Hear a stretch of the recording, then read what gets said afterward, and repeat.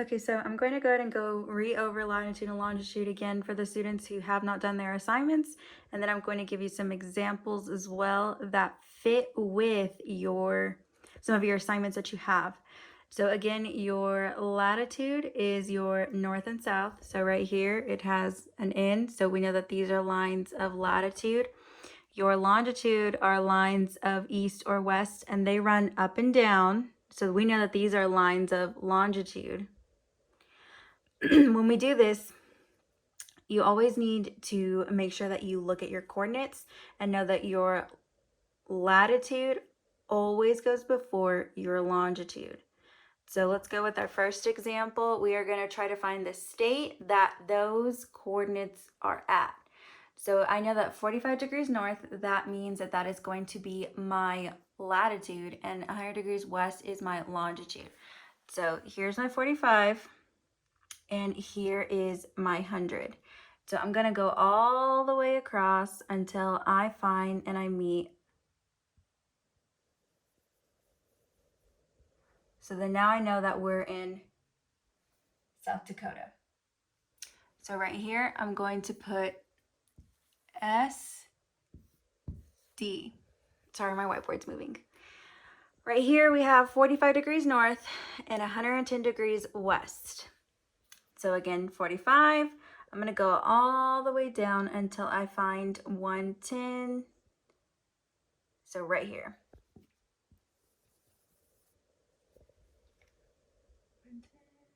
Okay, so that is in Montana, so we'll put MT. We have 45 degrees north and 95 degrees west. So again, 45, we're gonna go all the way down until we get here. So this is Minnesota, so we're gonna put M in. Now we're going to actually find points. So we have Nevada. So I'm right here with Nevada, and I look to the side and I see it's 40 degrees north. So we have 40 degrees north. And then I'm gonna come all the way up and I'm gonna see 115 degrees west. So I'm gonna come over here, 115 degrees west. Now we're gonna go to Texas. So here's my Texas. I had a few students that were telling me, Miss Pena, there's like more than, it could be 3 different points. I can even see 3 different points on this. So if I come here and I see 30 degrees north, and I'm just gonna, I find this one right here, and we can even count this one right here. But I know that this line right here is 30 degrees north, and this one also is gonna be 30 degrees north for the latitude. So the first possible one could be 30 degrees north. We know that there could be more than one that's 30 degrees north. So I'll put right here 30 degrees north because we're gonna do 3. And then right here, I'm gonna go all the way up.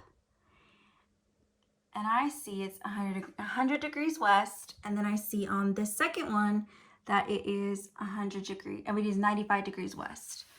So I come here, I can do 100 degrees west, I can do 95 degrees west. So this third point, right here on that 35 degree line north, and then if I went all the way up, it is 100 degrees west. So I can even put 35 degrees north and 100 degrees west. Okay, so these are my examples utilizing this map for your latitude and longitude. Again, latitude is always north or south of the equator, and longitude is always east or west of the prime meridian. So latitude is always going to be found on this side of the map, or it's always going to be on the left or the right hand side of the map. Your lines of longitude are always going to be on the top or the bottom. I didn't put anything on the bottom. And anything that is above the equator, which I didn't go all the way down on this map, that is going to be north, and anything below it is going to be south. anything, if I kept going to the prime meridian, it's going to be like all the way down there. Anything this way back to the left of it would be west, and everything that way would be east. So that is those are 6 examples of how you find latitude and longitude.